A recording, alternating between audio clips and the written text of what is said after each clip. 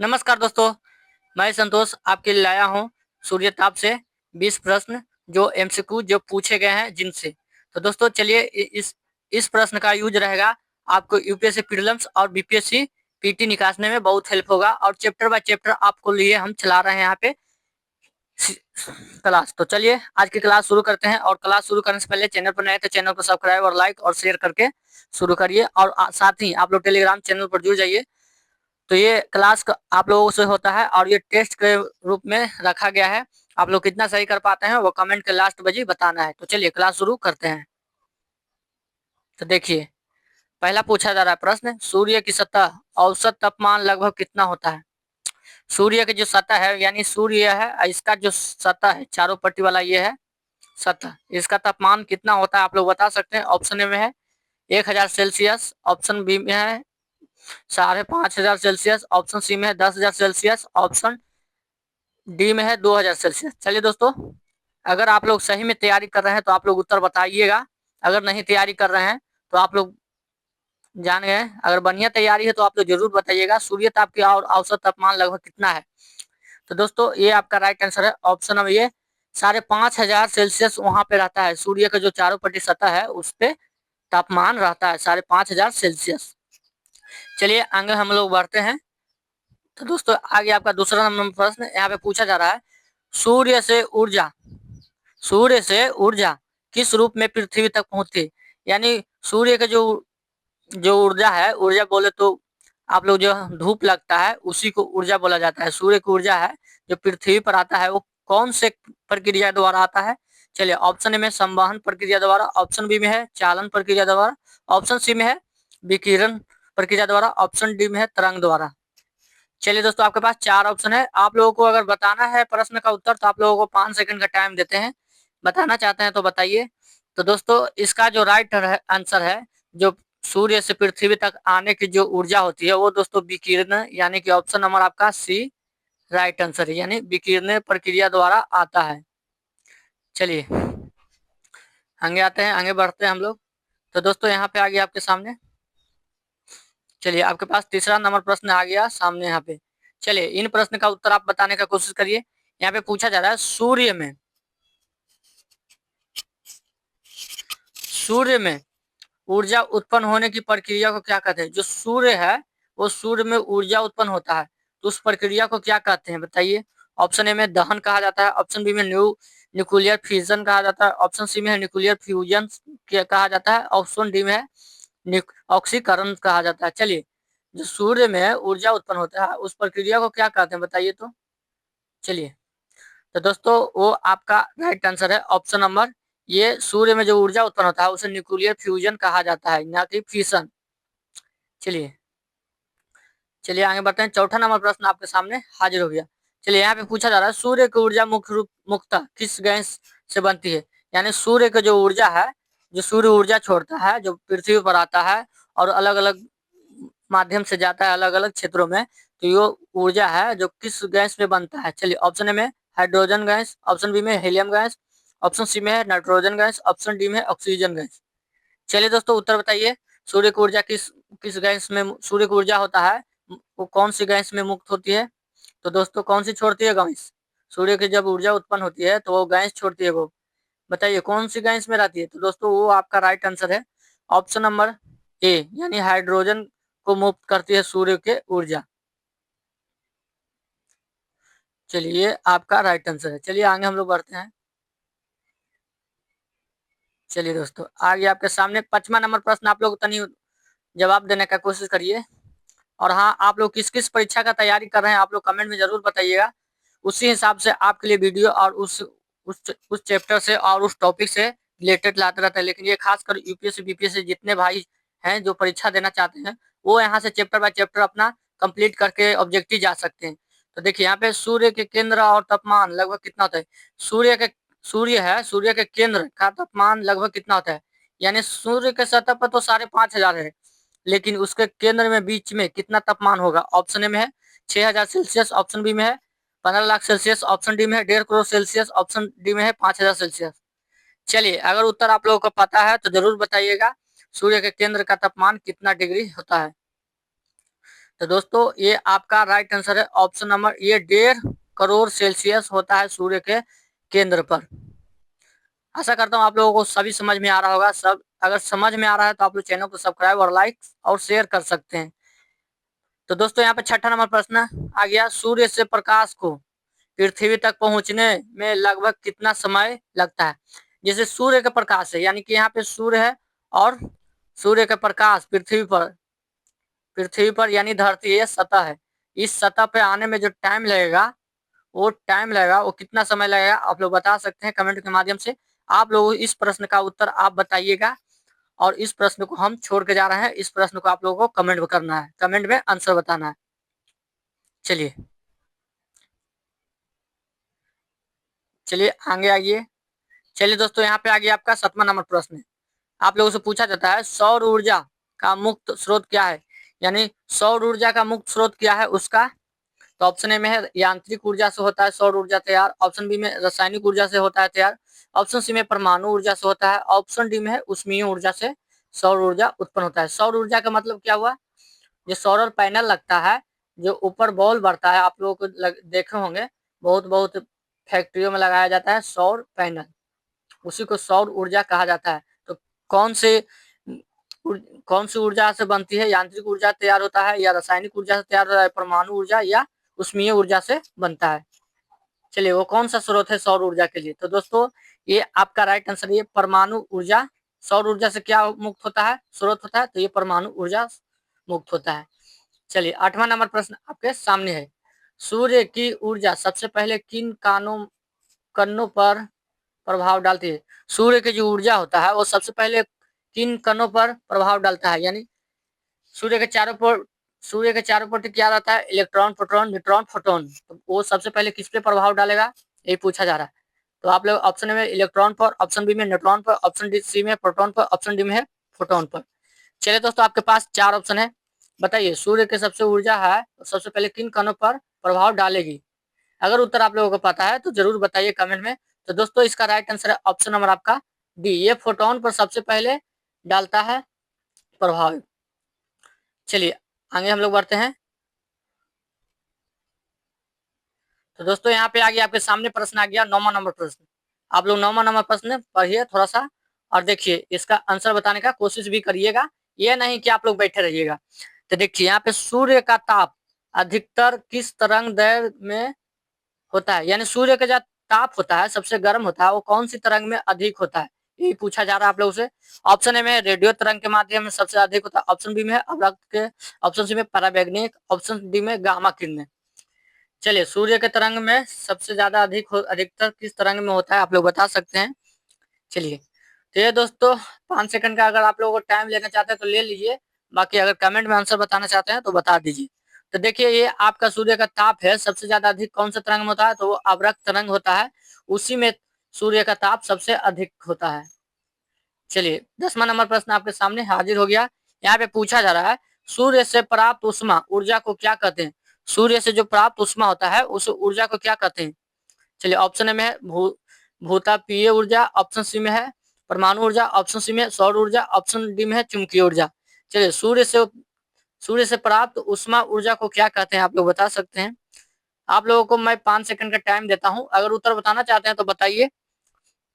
चलिए बताइए। तो दोस्तों इसका राइट आंसर है ऑप्शन नंबर ये, सूर्य से जो प्राप्त उष्मा होता है ऊर्जा को क्या कहते हैं, वो सौर ऊर्जा कहते हैं। चलिए आगे हम लोग बढ़ते हैं। चलिए 11 नंबर प्रश्न आप लोग बताने का कोशिश करिए। 11 नंबर प्रश्न यहाँ पे पूछा जा रहा है आपसे, सूर्य की ऊपरी सतह को क्या कहते हैं। सबसे पहले सूर्य है, यानी यहाँ पे देखिए एक सूर्य है और सूर्य के सबसे ऊपरी सतह जो ऊपरी दम नीचे दम सबसे ऊपर रहता है छिलका, यानी कि उसे क्या कहते हैं। चलिए ऑप्शन ए में क्रोमिस्फियर, ऑप्शन बी में कोरोना, ऑप्शन डी सी में फोटोस्फियर, ऑप्शन डी में मेटल। चलिए सूर्य के सबसे ऊपरी सतह को क्या कहते हैं आप लोग बता सकते हैं। चलिए 5 सेकंड का आप लोगों का टाइम है जी, अगर आप लोग बताना जो चाहते हैं वो आप आंसर में बता सकते हैं। 5 सेकंड का आप लोगों को टाइम दी। तो देखिए यहाँ पे आपका राइट आंसर है ऑप्शन नंबर सी, यानी फोटोस्फीयर पर सूर्य के ऊपरी सबसे सतह को क्या कहते हैं, वो फोटोस्फीयर, यानी इसको फोटोस्फीयर कहा जाता है और बीच वाला को कोरोना कहा जाता है। चलिए आगे हम लोग बढ़ते हैं। और 12 नंबर आपके सामने आ गया, सूर्य से ऊर्जा किस प्रकार तरंगों के माध्यम से आती है। सूर्य की ऊर्जा है वो किस प्रकार तरंगों के माध्यम से आती है। तो ऑप्शन ए में यांत्रिक तरंगों के माध्यम से, ऑप्शन बी में चुंबकीय या विद्युत चुंबकीय तरंगों के माध्यम से, ऑप्शन सी में ध्वनि तरंगों के माध्यम से, ऑप्शन बी डी में गुरुत्वाकर्षण तरंगों के माध्यम से। चलिए आपके पास 4 ऑप्शन है। अगर ये भी उत्तर आप लोग अगर उत्तर पाता है कि सूर्य से ऊर्जा किस प्रकार तरंगों माध्यम में आती है, तो आप लोग 5 सेकंड का टाइम दिए हैं। अगर ये भी उत्तर बताना चाहते हैं आप लोगों में से जिन, तो बता सकते हैं। तो दोस्तों इसका राइट आंसर है ऑप्शन नंबर आपका, ये विद्युत चुंबकीय द्वारा ही सूर्य की ऊर्जा के माध्यम से जाती है। चलिए आगे हम लोग बढ़ते हैं। चलिए यहाँ पे आ गया आपका 13 नंबर प्रश्न। तो दोस्तों यहाँ पे देख सकते हैं, यहाँ पे आप लोग यहाँ पे देखिए क्या कहा जा रहा है, प्रश्न पहले पढ़िए।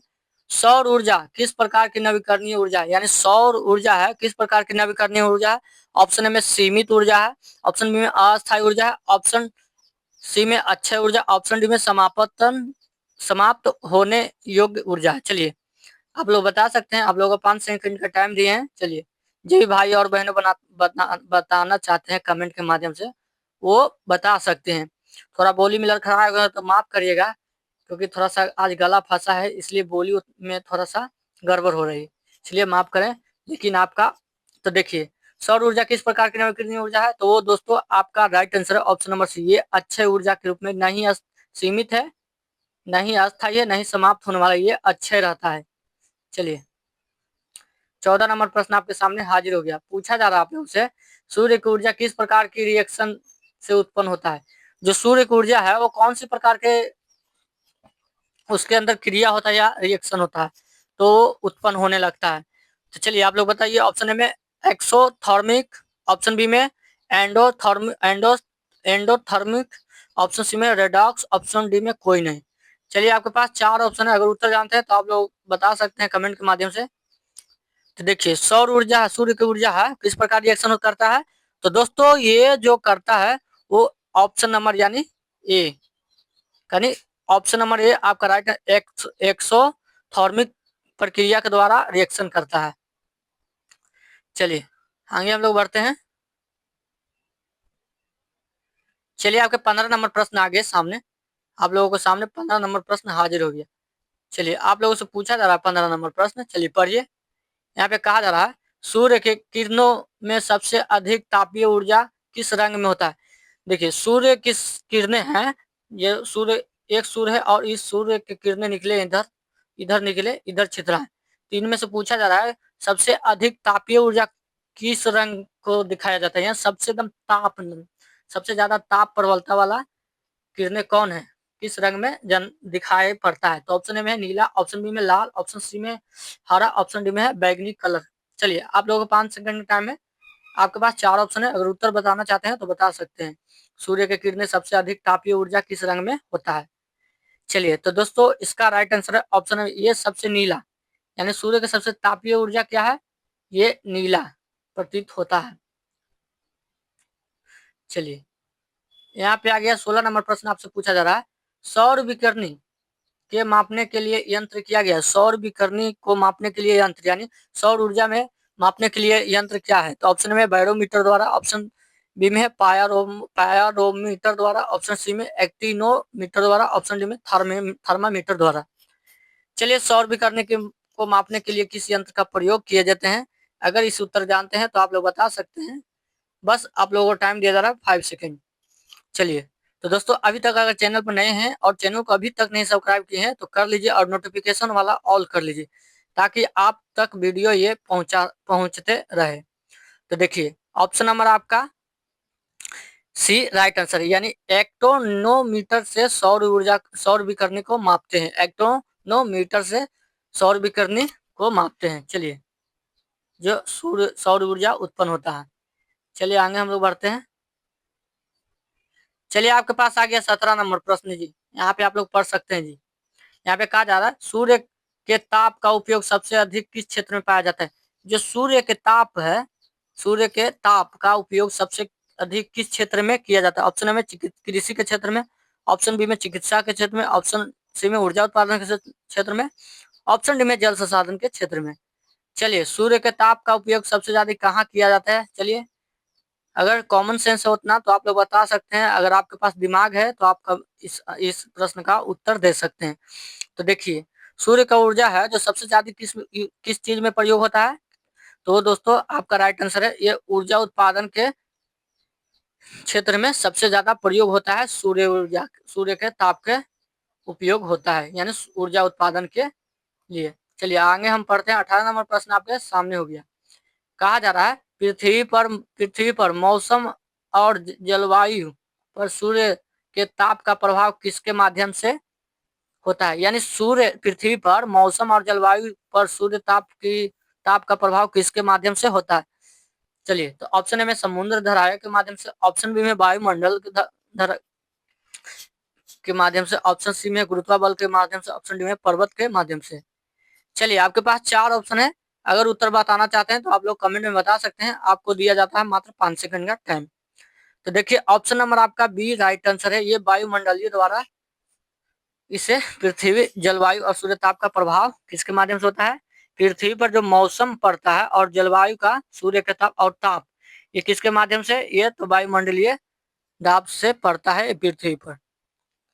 चलिए आगे हम लोग बढ़ते हैं। आपके पास 19 नंबर प्रश्न आपके सामने हाजिर हो गया। यहाँ पे कहा जा रहा है, चलिए इनको प्रश्न का उत्तर आप लोग दीजिएगा। कहा जा रहा है कि सूर्य के ताप वायुमंडल में किस प्रक्रिया से शुरुआत है? जो सूर्य का जो ताप है ये वायुमंडल है, और यहाँ से आता है सूर्य, तो किस प्रक्रिया द्वारा होता है? ऑप्शन में अपक्षय, ऑप्शन बी में बाष्पीकरण द्वारा, ऑप्शन सी में परिभ्रमण द्वारा, ऑप्शन डी में संघनन द्वारा। सूर्य का ताप है जो वायुमंडल में किस प्रक्रिया में की शुरुआत होती है? तो दोस्तों, सबसे पहले ये आती है कहाँ? सतह पे। सतह पे से आने के बाद ये कहाँ जाती है? सीधे इधर निकलती है। चलते, ये बाष्पीकरण, यानी ये बाष्पीकरण के माध्यम से वायुमंडल में जाता है। चलिए, ऑप्शन नंबर आपका बी राइट आंसर है। चलिए आगे आगे आपका 20वां नंबर प्रश्न, और इस 20वां नंबर प्रश्न का उत्तर आप लोग बताइएगा। ये आप लोगों को होमवर्क के लिए रहा। चलिए, सौर ताप से सबसे पहले कौन सा प्रभावित होता है? इसको आप लोगों को कमेंट में आंसर बताना है। और आज की क्लास यहीं तक रखते हैं। और हमारे जो भी वीडियो नहीं देखे हैं उन वीडियो को जाके देखिए, आपको एग्जाम में बहुत हेल्प मिलेगा। और सारा चैप्टर बाय चैप्टर आप लोगों के लिए हम वहाँ पे ऑब्जेक्टिव प्रोवाइड किए हैं, आप लोगों को टेस्ट लगाने के लिए कि आप लोग कितना सही कर पाते हैं उस ऑब्जेक्टिव के माध्यम से। तभी तो आपके ऊपर कॉन्फिडेंट आएगा और अपने आप में भी गिल्टी फील नहीं करिएगा। तो चलिए, आज के लिए बस इतना ही रहने देते हैं। और अब जाने से पहले आप लोगों से निवेदन है, अभी तक अगर चैनल को सब्सक्राइब और लाइक और शेयर नहीं किए हैं तो कर दीजिए। थैंक यू, धन्यवाद।